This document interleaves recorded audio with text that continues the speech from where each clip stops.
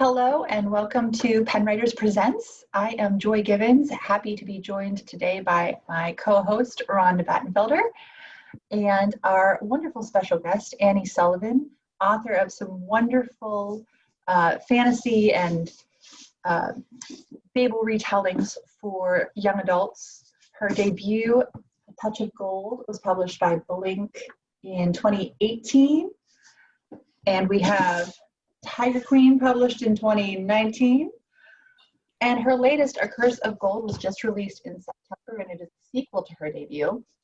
So we are super excited to be getting to talk to Annie right on the cusp of a new book coming out this year. Annie, thank you for being here with us. Well, thank you for having me. I'm so excited to be here. I love talking all things books and writing, so I'm ready to go. Sweet. Annie, could you tell us a little bit about your path to publication? Yeah, it was a bit of a long path. I started writing my first book back in 2010 and finished it in 2012. Then I started looking for a literary agent, and I think I queried over 100 agents, and I got maybe one or two people who, wanted to see the full manuscript, which was not great odds there, but I kept going. Kept submitting, and when that book didn't sell, I wrote a different book. And that book I actually took to the Midwest Writers Workshop and had a really good response to it there, and that helped me get an agent from that conference because I met a lot of agents there, made some good connections.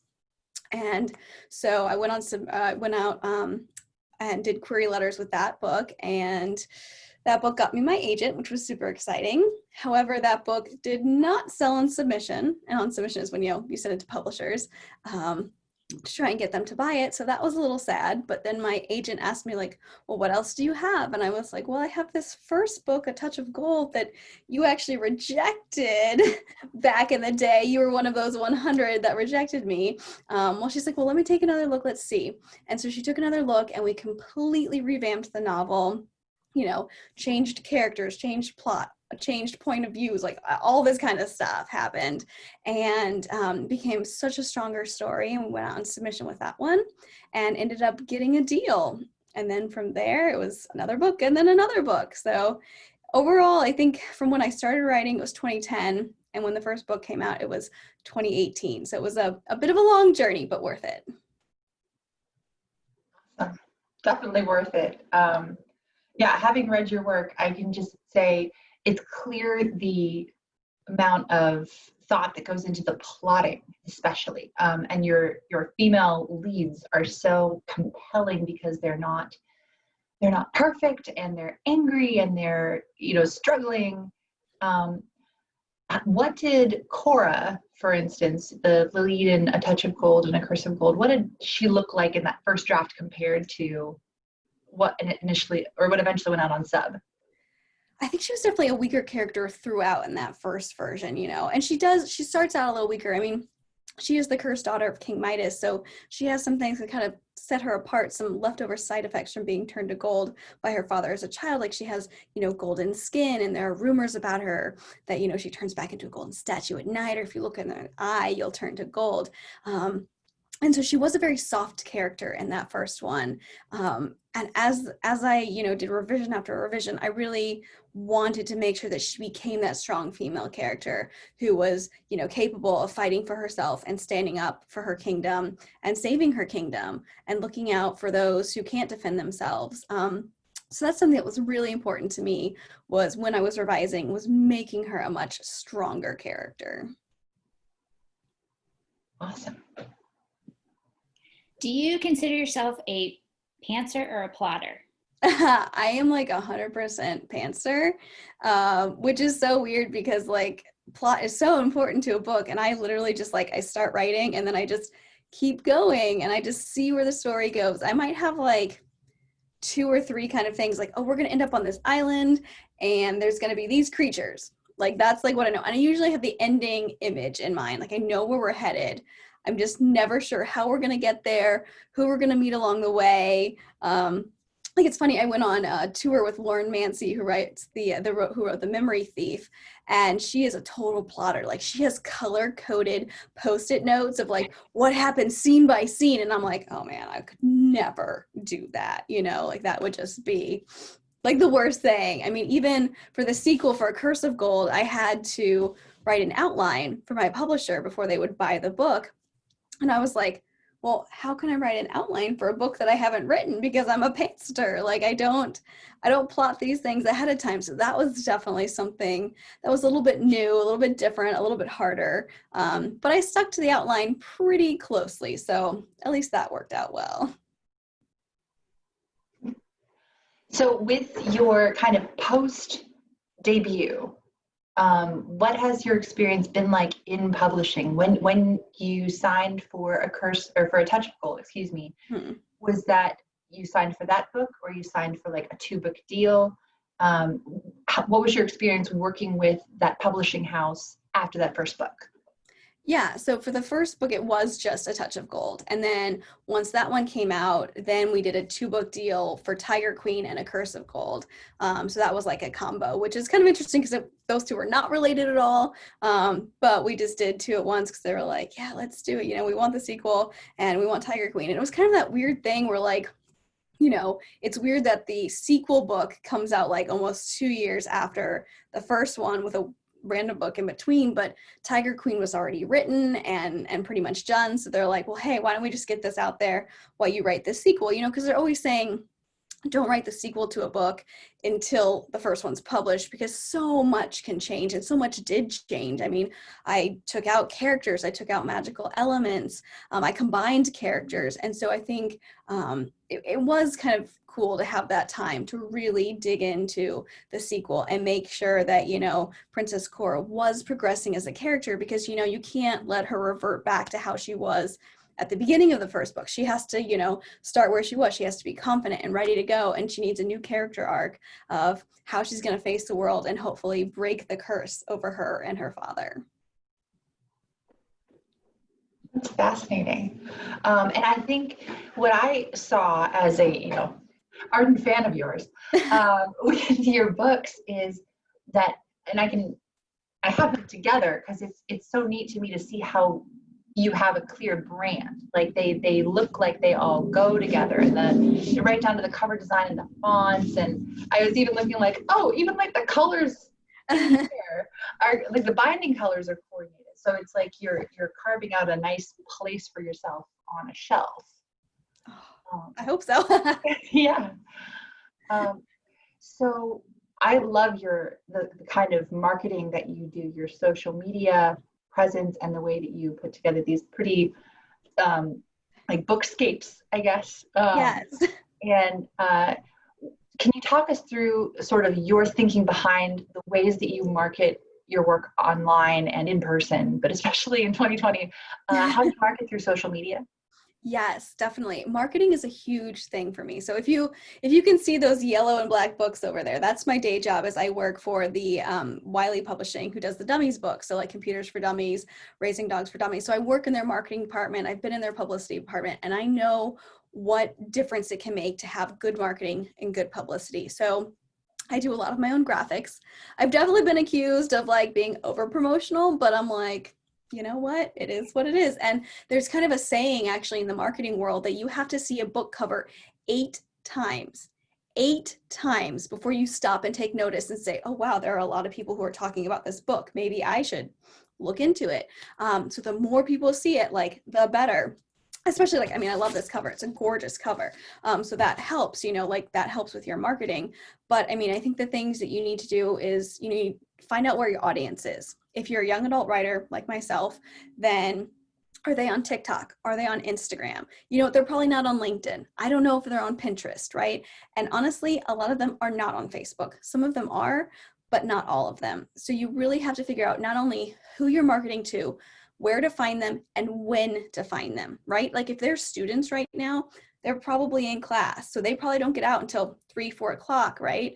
And then they might have homework, they might have after school activities, things like that. So really you have to think about when you're marketing to them, Like I post some things at like 9 a.m. because there is a bit of an audience that is older for YA who are like, they've just gotten maybe into the office and they've settled down and they've looked at all their emails and they're like, okay, I just need a quick break.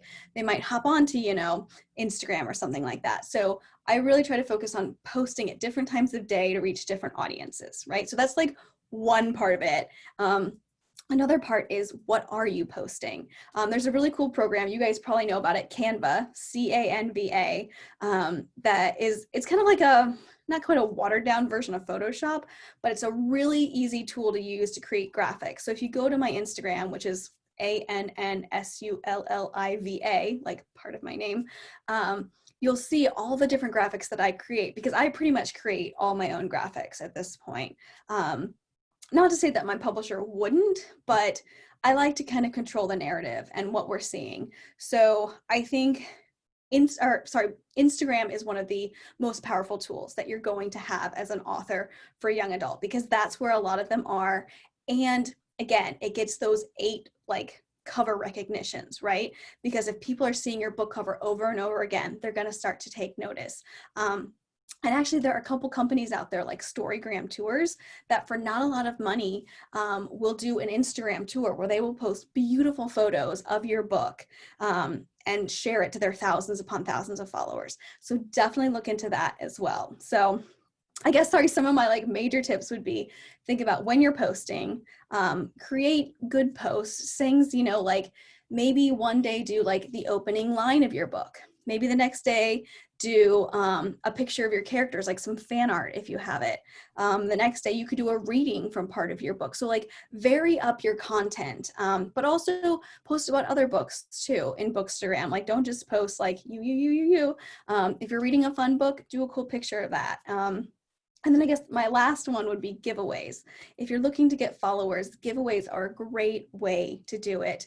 And platform is so important. I'll let you in on a little secret here with my publisher. And I know I'm talking a lot, but I want to give you as much information as I can. But my publisher was really big on platform, how many followers do you have on Twitter, on Instagram, on Facebook, on your newsletter, all that kind of stuff.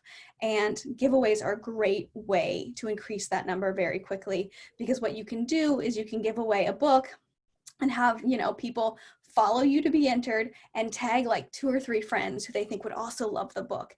And then hopefully those people will follow you and tag more friends to be entered. So there are ways that you can increase your platform, that you can increase your recognition, things like that, or, have them have to share the photo in order to be entered to win. And then, you're getting even more recognition. So I know that's a very long-winded answer. I could talk for days on publicity. So. No, that was a great detailed answer. I mean, and it's clear for anybody who follows you, and anyone who doesn't should. But from seeing your posts, it's very clear the amount of thought and kind of clear progression and focus that goes into what you're putting out. And so I think it's really nice to hear the behind the scenes look at kind of what makes that process tick. Yeah. I mean, if nothing else, beg, borrow, steal. Look at what other authors are doing. What are they posting? What videos are they doing? How do they even set up their Instagram shots, right? Look at some of the best Instagram, Bookstagram is the book corner of Instagram. Look at those. How do they set up their shots? What props are they using? What angle is it from? All that kind of stuff.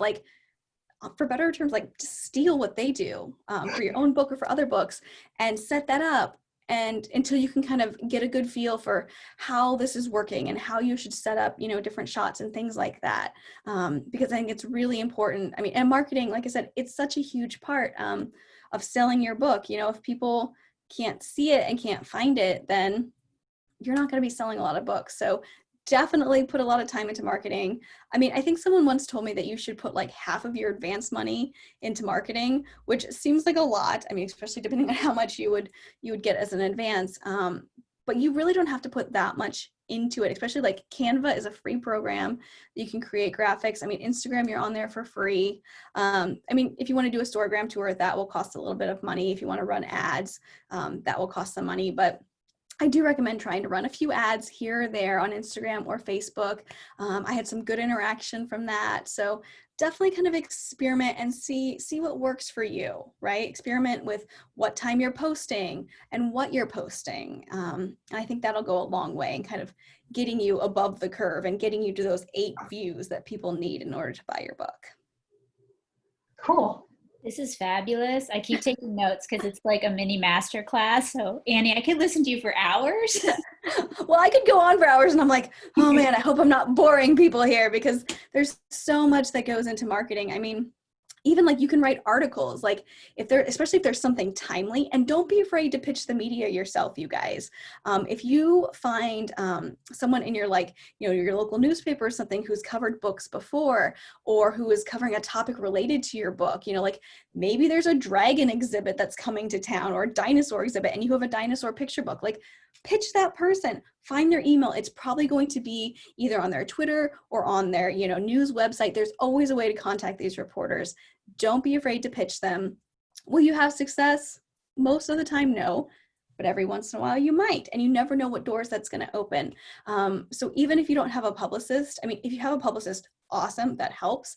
But you can do it yourself. Just be very professional, outline like, hey, it's National Book Day, which is another thing you should look up, is like all the national days of like National Dragon Day or National Donut Day, like whatever is important to your book, find those and constantly keep pitching the media about like, hey, it's National Book Day. I'm a local author. I'm going into a school or I'm doing an event. Like, I'd love for you to come cover it. Like you never know when it's going to be a slow news day. So don't be afraid to put yourself out there.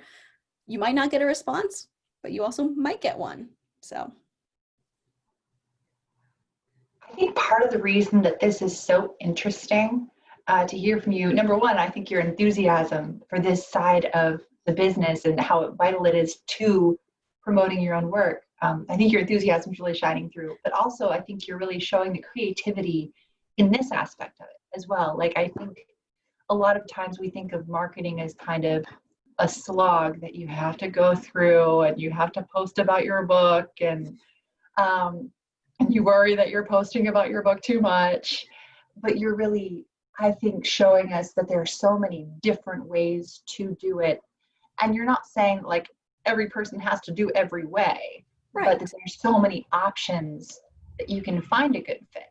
Mm-hmm. So thank you for that encouragement. Yes. And there's so many little things that you don't even realize that like, you're like, for people who are entrenched in this world, we know things that other people don't. Like, one trick you can do is try to get all your friends and family to pre-order your book on like one day, right? Because that will get you that little orange flag on Amazon that's like, I'm a #1 in my category, right? Which honestly, it's not like it's not cool. It's super cool, but it's like, okay, you're in a category that might have like 12 books in it. I don't know, but you're #1 that day, but no one outside of this knows that. So if you put it on Facebook, like I'm #1 in an Amazon category, people are going to go ballistic because they don't know any differently, right? So use every little bit of marketing that you can, to try to drum up publicity, because if people start to say like, oh wow, she was #1, then like they might buy your book, right? Because they're like, okay, she's onto something here.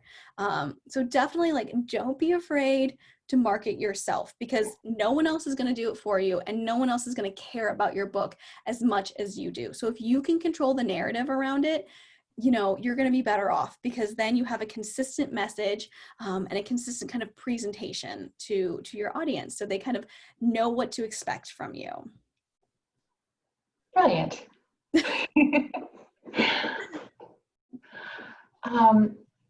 Speaking of sort of those behind the curtain things, there are a lot of layers to this industry. Can you speak to what it's like working with an agent and then working with a publisher, how those relationships look when you're going on sub, when you're kind of in between books in the middle of a contract? What do those processes look like? What do you think it would be useful for other authors to know going into that? Yes, definitely. I think one of the most important things when I was looking for an agent is I did want someone who was in New York. I wanted someone who had a movie rights agent attached. Like, I wanted everything, right? And it's hard, you want to dream big.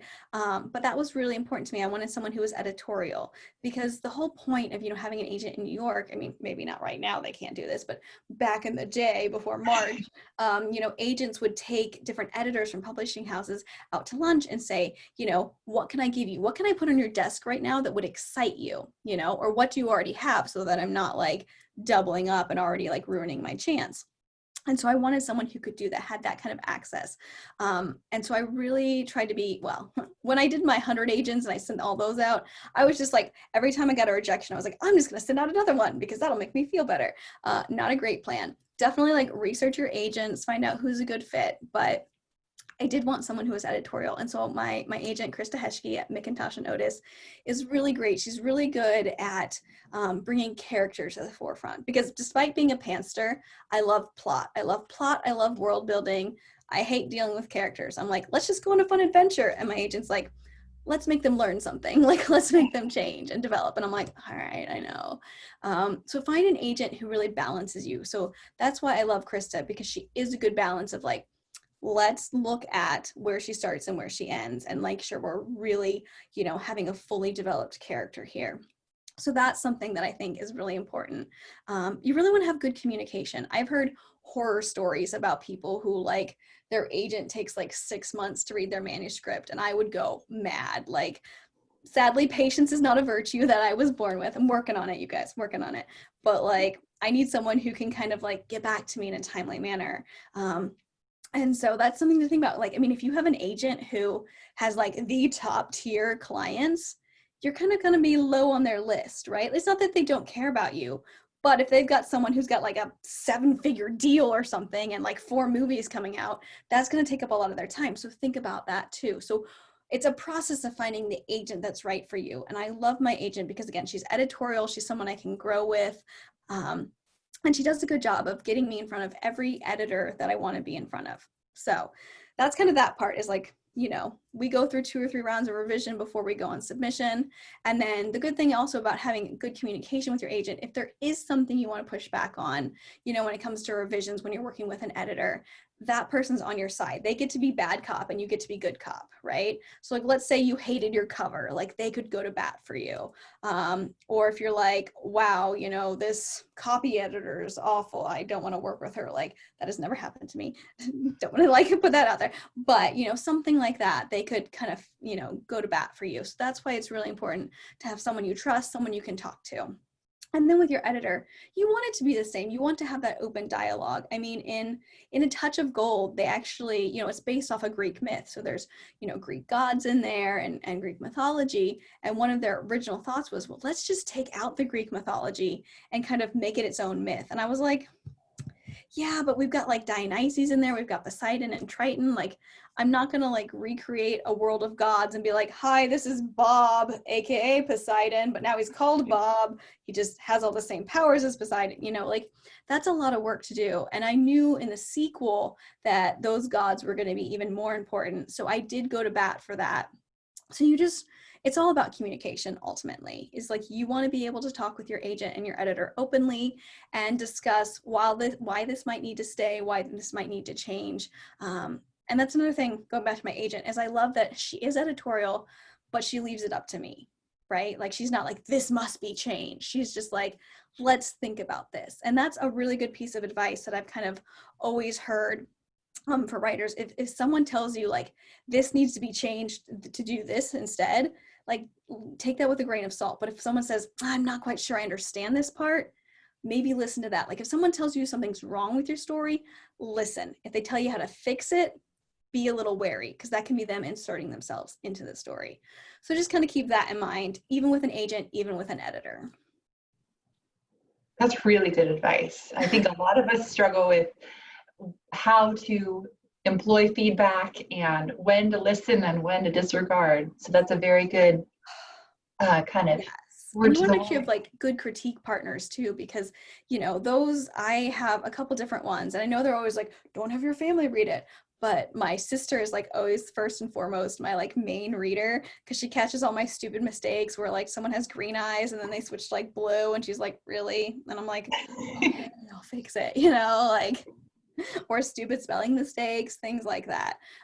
So I do always start with her, but find a good group of critique partners too, because I think those are invaluable. And you can find them, Midwest Writers Workshop, which is a workshop I attended. I found some good ones there. There's like Write On Con, where they have a whole bunch of different like online forums where they have this online writing conference, and you can submit to all these forums and get feedback. So there's like different places you can find them, but they're going to be really important to your writing as well. Excellent. Yeah, and excuse me for a second, because I can plug that Pennwriters has a bunch of those opportunities for our members as well. So anybody who's looking for critique partners or looking for feedback from a group setting, just check out your Pennwriters newsletter, or feel free to email or ask the Facebook group, because you can always find that information as well. Oh, that's amazing. Please, you guys, take them up on that, because it is hard to find good critique partners. And if someone is in a writing group, it means they're committed and they're trying to better themselves. So they're a good person to work with. And another tip I would say for that is, before you even exchange like full stories, you can exchange like 1 chapter, 3 chapters, just see if you like each other's writing first, and then kind of mutually agree to continue from there. You can always say like, this story just wasn't for me, or it didn't capture me, or I write something different, I just didn't quite get it. So, you don't have to commit fully right from the beginning. You can kind of take it slowly if that helps too. That's a very good point. Yeah. So just curious, are you able to give us a sneak peek of what you're working on now? I don't want to say too much. It is another YA standalone. It's not a fairy tale retelling. It's just something new. It's a really fun book with another really strong female protagonist. But I'm always wary of like telling too much, because the market's always so finicky and you never know what's going to sell and not sell. I mean, you can be the biggest name author and they'll be like, oh man, well, we've already got a book with vampires again, so we can't have that, So like, it's a fun family adventure, but that's about all I'll say for now. We'll take it. I'm working on some picture books too. I'll tell you, that one's about sharks, because I love sharks. So That's right. I saw your post for Shark Week. yes. Yeah. Oh, I'm like a shark fanatic. I don't even know why. I just love them. So I've been like cage diving with great whites. I've been swimming with sharks, like the Great Barrier Reef. So like, yeah, sharks and I are like friends, guys. Yeah, you have quite the wandering foot. Have you been to every continent, or? Yes, every continent, and probably like between like 60 and 70 countries. Like, I love to travel. I think as a writer, it's great to see places, meet people, just learn and experience as much of the world as you can while you're here. And I think it was it St. Augustine who said, like, the world is a book and those who don't travel only read one page. And so I want to read every page possible. And I'm not married, don't have kids, so I'm not like tied down. I can just get up and go, and obviously not right now, which is sad. That's been hard. But yes, I love traveling and just, going on fun adventures. Great. I am still reeling from the revelation that you are a pantser. I know. Most people don't expect that, but no. Well, I think the thing is, like, I can't, if I know too much of the plot ahead of time, it's no fun. Like, I've already figured it out. And so if I'm not having fun, then the reader's not having fun. So it's just better for me if I experience the story as the reader does. Like, if I don't know what's happening, you don't know what's going to happen. So it just keeps me guessing, keeps me on my toes. I mean, it does require a lot of rewriting when all of a sudden I'm like, oh, look, a new character showed up. I should probably introduce them earlier. So then I have to like go back 6 chapters and then start over again. So I do a lot of that.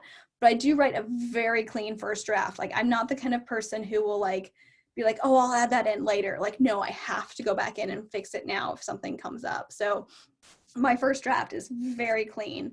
And it usually goes like straight to my sister or critique partner before going to my agent. So, but again, everyone's different. Like, don't feel bad. Like, it was nearly impossible to write that outline for my publisher for A Curse of Gold, because I was like, can't write you an outline without writing the book. So like, I wrote like half of the book and then wrote the outline. So the life of a writer. So you alluded to this a little bit with the travel not happening right now, but what has it been like to be working as a writer in 2020 for you and to launch a book? I know it just came out, so you're kind of still in that space, but to the lead up to a launch and continuing to write, What does that look like? Yeah, it's been so different. I mean, normally I throw a huge book launch party because born and raised in Indianapolis with like a huge Catholic family and just like tons of people that we know. I would have book launch parties with like 200-300 people, and to not have that, it's just kind of sad, like, because that was like my favorite part of launching a book.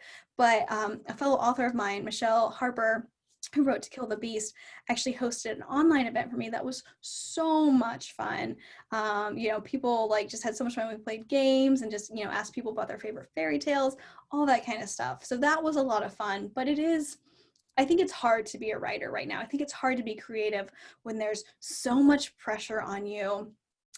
Because like half of you feels like we're in a pandemic, I can't go anywhere, like, because I'm high risk, so I'm like not going anywhere. And I'm like, oh, I should be writing so much more, but there's just like, I'm just tired all the time and I don't really always want to get there. And so even though I have like 50,000 words with my next one done, which is like, I'm over halfway, it's just going so slowly, which I think is very frustrating. And I know I'm not the only one going through that. So if you're a writer out there, I hope you take heart knowing that it's not easy to be a writer and to be creative when the world is very hard and oppressive right now. Because it saps your energy, it saps your creativity. So be kind to yourself, give yourself, a little bit of grace to be like, if I need a break, it's okay, I can take it. Like I'm kind of taking a break like this week because I'm doing so many promotional things and, interviews and stuff like that I'm like, I don't even have time to write. So in some ways it's good because it does kind of get you back into that kind of like, okay, I'm getting a break and then I'll start again. Because I typically would try to write about minimum 500 words a day. Sometimes that's like pulling teeth and I'm like, oh, this is awful. Other times I'm like, oh, look, I just wrote 3,000 words in like an hour and that was great. So you never know quite what you're going to get. But so I guess I would say I'm doing all right, but I wish it was going easier. I think there's just so much pressure too.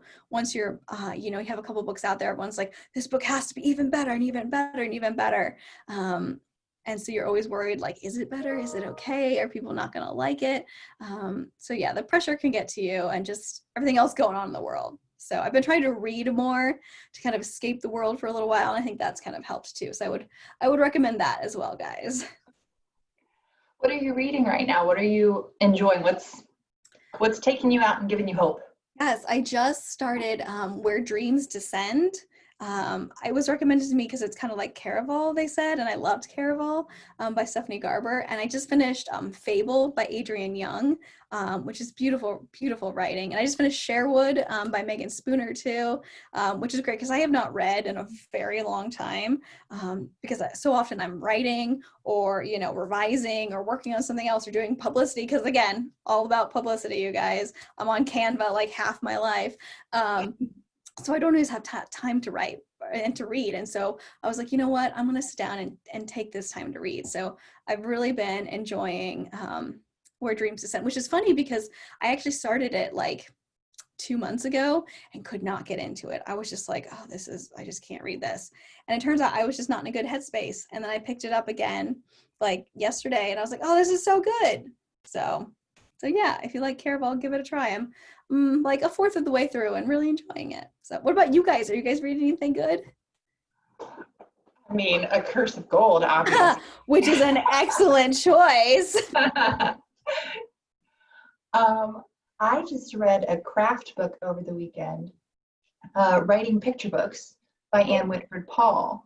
Mm-hmm. And it was a very helpful guide, very detailed and very just very clearly written with like, exercises and things. And just a very, like, it takes you through the process of drafting and editing and revising. And then also it takes you through like the publishing side of picture books, which I found really interesting, like to have all that kind of a one-stop shop. Yes, and people don't understand how difficult picture books are to write. They're like, oh, it's like 200 words, it must be easy. But like, no, I mean, you can't be like, the boy in the red hat like went up the stairs, because the picture is going to show the boy in the red hat going up the stairs. Like there's so many nuances that go into it. So I think I need to read that book. So, it's a good one. Send that name to me again. I'm gonna have to check that one out. It's an Anne, so she's good. Yes. Fellow Anne. I know, it's a great name. So Rhonda, what about you? I am getting caught up on the come up. Ooh. Yes, so really enjoying that. And I posted on my Twitter a little while ago. We've been really looking at some different picture books and things to add to our collections that the kids and I really enjoyed reading together. So there's a lot of fun books posted there that we've been working through as a family. That's awesome. Great. Yeah, it is a good time for reading. And I think you really make a good point that when your cup is kind of empty on writing, sometimes you have to refill it in a way that isn't writing. Mm-hmm. And I think for some people, reading, just taking in other stories can really help. Yes. And I think even if you're stuck or you feel like, oh, I'm not a good writer, literally open up any book close to you and just read one sentence. And you'll be like, I could have written that, I could have written that sentence. And I think that helps to remind me that they are just sentences. And everyone has a little bit of a different style. So even if they use like really cool words or things you wouldn't think of, like, it's okay. Just write the story that you love, because that's what's going to speak to your readers. Because if you're enjoying it, hopefully your readers will be the ones enjoying it too. So that's kind of the advice I have is write the book that you're going to love, that you would want to read. That's very good advice. I tried. No. Yeah.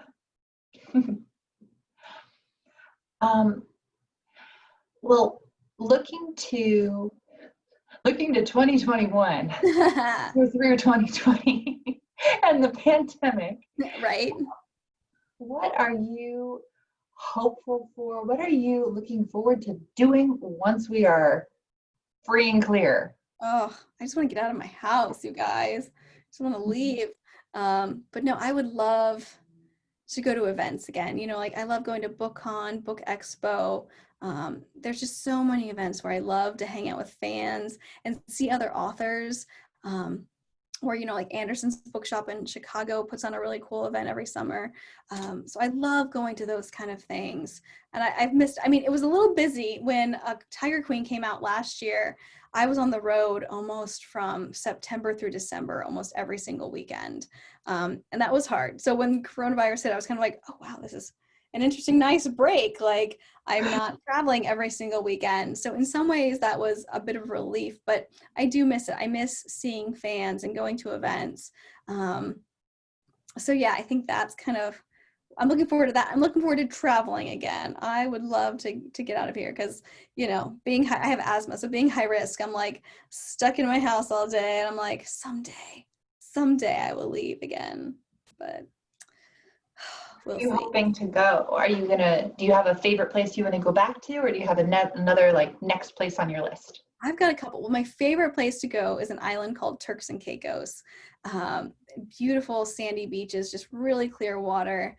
I just love it there. It's just like my own little like piece of paradise. I'd also love to go to Iceland. I have not been there. Heard so many good things about that. So that's high on my list. Switzerland would be really cool. Israel would be awesome.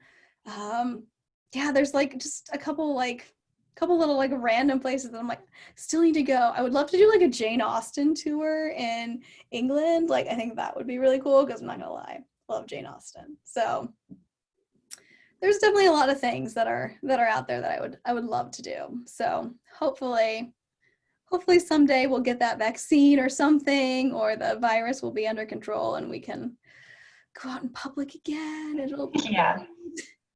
Yeah, here's hoping. Right. I think I could see the influence of, if not travel, definitely your kind of geographical awareness in your books and the way that you use setting. Especially like in Tiger Queen, the atmosphere of a desert kingdom. Was that inspired by like a specific trip of yours, or was that just imagining just arid desert and dryness and everything?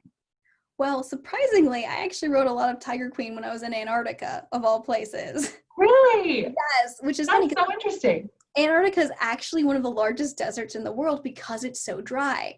And so what I kind of did is I replaced the snow pelting me, and I was like, that would be sand. And I almost went like snow blind at one point because there was just nothing but white for like as far as you could see. And I was like, that would just be like the sand, like it just keeps going. And you have this fear of like, so when you're in Antarctica, like I had this like bright pink coat on because I was like, I don't want to be left behind. Like, I want you to be able to see me. Like, I'm here. Please don't leave the boat without me. And so, that was kind of important. But I've also I've been to Egypt and a couple places like that, that play a factor. But yeah, definitely Antarctica of all places was kind of one of the things it was based off of.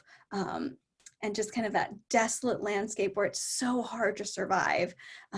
And I just love setting. I love creating weird creatures. So, in Tiger Queen, they have all these little bugs and snakes and things that are just so dangerous. They got like a grieving spider that, it's called that because if you get bitten, everyone around you will be grieving because you're going to die. Or there's like the droplet ant that stores, water in its abdomen, which is water is a huge commodity in a desert kingdom. And so some people, if you're poor enough, you will eat those little droplet ants to get that little bit of water that you can. Or there's like blood beetles that will come out of the sand if they sense blood. There's so many, I had so much fun. In fact, my editor was like, let's cut out a few of those creatures. We don't need all of them, okay? And I was like, are you sure? And they're like, yeah.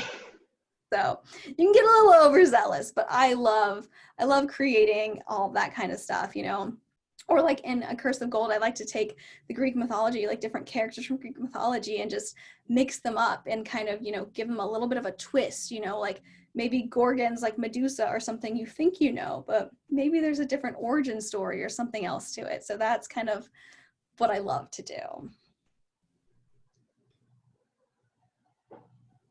So touching base on that a little bit more, do you think your story ideas come to you almost like suddenly, or is it that you're having these like what if moments and generating ideas by mixing things around in your head? I think it's definitely more of a what if moment. I think that's such a powerful question as a writer is what if this happened? For A Touch of Gold, it was kind of influenced by Pirates of the Caribbean and Cursed Gold and how they had to track down all that gold. And I was like, what if there was another way they could do that? What if they could absorb it? Or what if they could, locate it a different way? And that got me to thinking about King Midas. But again, I like to write about, strong female characters. So I was like, let's look at his daughter here and explore that kind of story and see where that goes. And so that kind of became the focus and the idea of where it came from and how I explored the story and did all the research and everything like that. And so it just kind of, became such a fun idea to kind of branch out and do that. Plus, I love writing about forgotten characters. And in the original myth, the daughter of King Midas is just a means to an end so that the king realizes like, oh man, it was a really bad idea to ask for the power to turn things to gold because I killed my daughter and turned her into a statue. And so I really just wanted to explore the effect that would have, like what kind of relationship do you have with your father after he turns you to gold as a child, and what magical side effects would you have? And so all of that kind of comes into this world building aspect of it, which is just what I love to do. Awesome. And you do it so well. Well, thank you. It's fun. I teach entire world building classes and everything because everything from the magic has to be airtight to who runs the kingdom and what are do you have lords and ladies and barons and who do you have, and so all that stuff just plays such a role. Mm-hmm. Awesome. I don't think I have any further questions right now. It's just been such a pleasure talking with you about your art and the way you approach it and the way that you present it to people. Oh, well, thank you. Yeah, thank you for being here. Rhonda, anything else from you, my co-host? Thank you. This was wonderful. And I'm so excited because one, it was so lovely meeting you in person. You are just such a genuinely supportive person in the writing community. And it's so nice to see you after a few years. And I really love how I feel like I have homework now because yes. I was taking notes, but then I was like, wait, I can replay this. I can find it all later. But thank you. This was really wonderful. So thank you for taking the time to spend with And if you ever have questions, or if anyone out there listening has questions, you guys feel free to reach out to me. You can find me on my website, like anniesullivanauthor.com. There's a contact form that comes directly to me. Happy to talk with you about books or, marketing or anything like that. Don't be a stranger. Thank you so much. And congratulations again on The Curse of Gold. Thank you. Your newest release from Blink Books. And good luck with all the great stories you've got coming down the pike. We can't wait to see more.